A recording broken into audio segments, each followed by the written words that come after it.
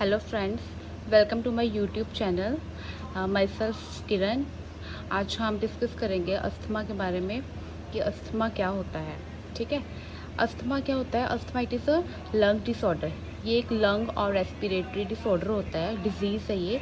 और ये chronic disease है जिसमें क्या होता है कि जो पर्सन की एयरवेज है वो इन्फ्लेम्ड हो जाएगी। ठीक है, it is a condition in which a person's airway become inflamed, narrow and swell and produce extra mucus which makes it difficult to breathe. It means कि it is a lung disorder. ठीक है, इसमें क्या होगा, जो person की Airways है, Airways में क्या आएगा?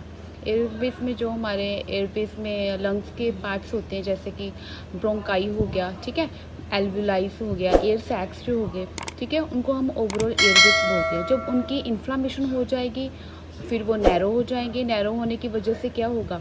स्वेलिंग क्रिएट करेंगे, तो उसकी वजह से जो म्यूकस है वो एक्स्ट्रा प्रोड्यूस होगा। ठीक है, जब नैरोइंग होएगी तो उसकी वजह से क्या होएगा? नैरोइंग की वजह से जो पेशेंट की ब्रीदिंग है उसमें डिफ़िकल्टी आएगी, ट्रबल ब्रीदिंग होगी पेशेंट को। ठीक है, अस्थमा कैन बी माइनर और it can interfere with daily activities. It may lead to life threatening attack.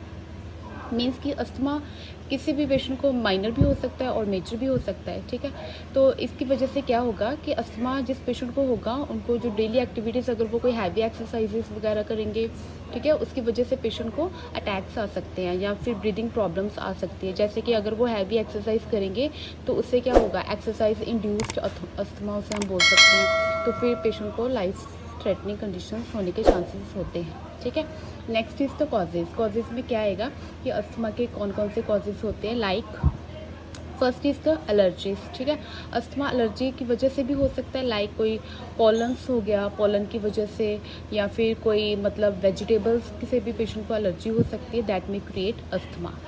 Second is environmental factors. Environmental factors में क्या आएगा? Allergens, toxins, fumes and second और third hand smoke. ठीक है, environment में कोई भी फैक्टर्स हो सकते हैं। एलर्जेंस जैसे मैंने बोला कि कोई चीज़ खाने से पेशेंट को एलर्जी हो सकती है, कोई वेजिटेबल्स की वजह से, कोई पॉलन्स की वजह से, ठीक है, कोई टॉक्सिन सब्सटेंसेस की वजह से, फ्यूम्स की वजह से। सेकंड और थर्ड हैंड स्मोक, अगर कोई स्मोकिंग कर रहा है, अगर उसके पास कोई सेकंड पर्सन खड़ा है तो वो अगर इनहेल करेगा वो स्मोकिंग को, जिसे हम पैसिव स्मोकिंग बोलते हैं, तो उसकी वजह से भी पेशेंट को अस्थमा के चांसेस हो सकते हैं। Third is the genetics. Genetics में क्या आएगा? कोई जेनेटिक फैक्टर्स की वजह से अस्थमा होगा, जैसे थ्रू जीन्स ये डिजीज़ हो सकती है। ठीक है, from the parents to childrens. Next is to respiratory infections. Respiratory infections में क्या आएगा कि कोई भी पेशेंट को अगर रेस्पिरेटरी इन्फेक्शन है तो उसकी वजह से अस्थमा होने के चांसेस है, like RSV। RSV means respiratory syncytial virus.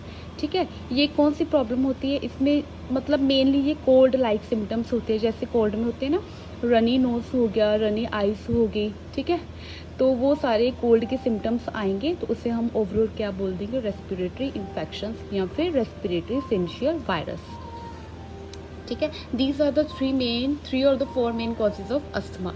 After that common triggers. Common triggers का मीनिंग कि कौन कौन से अदर फैक्टर्स हैं जिसकी वजह से पेशेंट को अस्थमा हो सकता है, जहाँ अस्थमा होने में बढ़ावा मिलता है। ठीक है, first is the air pollution. Air pollution में क्या होगा? अगर एयर में कोई भी पोल्यूशन होगा, पोल्यूशन किसी भी चीज़ का हो सकता है, जैसे फैक्ट्रीज में कोई भी टॉक्सिन सब्सटेंसेस होंगे या फैक्ट्री से जो भी एमिशंस होंगे, गैसेस होंगी, उसकी वजह से पेशेंट को रेस्पिरेटरी कंडीशंस होने के चांसेस है। ठीक है, कार एग्जॉस्ट उसकी वजह से हो सकता है, स्मोकिंग की वजह से हो सकता है, या किसी और फैक्टर्स की वजह से पेशेंट को अस्थमा होने के चांसेस है। Second is the dust mites. Dust mites means bugs, for example bugs in the homes. Bugs means जैसे छोटे छोटे कोई भी कीड़े मकोड़े हो गए, जैसे एग्जाम्पल बटरफ्लाई होगी, कोई और छोटे छोटे इंसेक्ट हो गए, जो कोई और मतलब कीड़े मकोड़े हो गए जिनको हम बग्स बोलते हैं, उसकी वजह से भी पेशेंट को अस्थमा हो सकता है। एक्सरसाइज की वजह से कैसे होगा? जैसे मैंने स्टार्टिंग में बोला था कि अगर कोई पेशेंट हैवी एक्सरसाइजेस करेगा, हैवी एक्सरसाइज से क्या होगा? वर्कलोड ज़्यादा बढ़ेगा। ठीक है, उसकी वजह से उसे ब्रीदिंग में प्रॉब्लम आएगी and that may create attacks of asthma. ठीक, next is the mould. Mould में क्या आएगा? जैसे डैम्प प्लेसेस। डैम्प प्लेसेस जहाँ होंगी उसकी वजह से पेशेंट को प्रॉब्लम्स आ सकती हैं। डैम्प प्लेसेस मीन्स जहाँ पे मॉइस्चर ज़्यादा होगा, या फिर वाटर ज़्यादा इकट्ठा होगा, ठीक है, वहाँ क्या होगा, वहाँ इन्फेक्शन होने के चांसेस होंगे, एनवायरमेंटल फैक्टर्स वहाँ पे क्रिएट होंगे and that may lead to respiratory infections. Pets की वजह से हो सकता है। पेट्स में क्या आएगा, जैसे pet dander can irritate the airway, ठीक है, जो पेट्स होते हैं जो हम घर में पालतू रखते हैं, जैसे डॉग्स वगैरह हो गए, कैट्स वगैरह हो गए, उनकी जो फर होती है, बॉडी की स्किन होती है, दैट में irritate the airway of the patient. तो उसकी वजह से क्या होगा, एलर्जी हो सकती है उसकी फर से, उसकी स्किन से, तो वो अस्थमा में मतलब बढ़ावा देती है। Next is the paste. Paste means cockroaches हो गए, एग्जाम्पल माइस हो गए, तो इनकी वजह से भी अस्थमा हो सकता है, ठीक है। After that tobacco smoke. Tobacco smoke में क्या आएगा, जो स्मोकिंग करती है, जैसे मैंने ऑलरेडी स्टार्टिंग में एक्सप्लेन किया था कि पैसिव स्मोकिंग की वजह से या फिर वैसे अगर कोई पेशेंट खुद स्मोकिंग कर रहा है, टोबैको ले रहा है, तो उसकी वजह से क्या होगा, जो उसमें हार्मफुल केमिकल्स होते हैं, गैसेस होती है, वो पेशेंट इनहेल करेगा एंड दैट केमिकल्स और gases present in the oxygen, ठीक है। अगर वो ऑक्सीजन में लंग्स में चले जाएंगी, एंटर करे जाएंगी, तो वो क्या करेंगे, वहाँ ऑक्सीजन की मात्रा को कम कर देगी और अपनी जो कार्बन मोनोऑक्साइड वगैरह होती है, गैसेस, ठीक है, इनको वहाँ पे बढ़ावा देगी। तो उसमें क्या होगा, ऑक्सीजन का लेवल कम हो जाएगा और जो स्मोकिंग के फैक्टर्स हैं, जो इनकी गैसेज है, उसका लेवल इंक्रीज हो जाएगा and that may lead to difficulty in the breathing, ठीक है। Next is the strong chemicals और स्मेल की वजह से भी पेशेंट को अस्थमा की प्रॉब्लम हो सकती है और द ऑक्यूपेशनल एक्सपोजर्स और द फैक्टर्स की वजह से भी, ठीक है।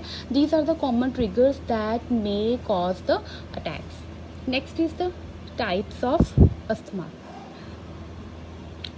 The two main types of asthma are intermittent and persistent, ठीक। intermittent का meaning comes and goes, you can feel normal in between asthma flares, means कि इसमें पेशेंट को अस्थमा की प्रॉब्लम आएगी और ठीक भी हो जाएगा, पेशेंट नॉर्मल भी हो जाएगा, ठीक है।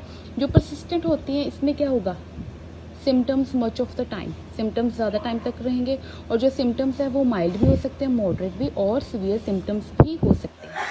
In case of intermittent patient को सीवियर सिम्टम्स नहीं आएंगे, बट परसिस्टेंट के केसेस में पेशेंट को सिम्टम्स सीवियर होने के चांसेस होते हैं और ज़्यादा टाइम तक स्टे रहते हैं सिम्टम्स, ठीक है।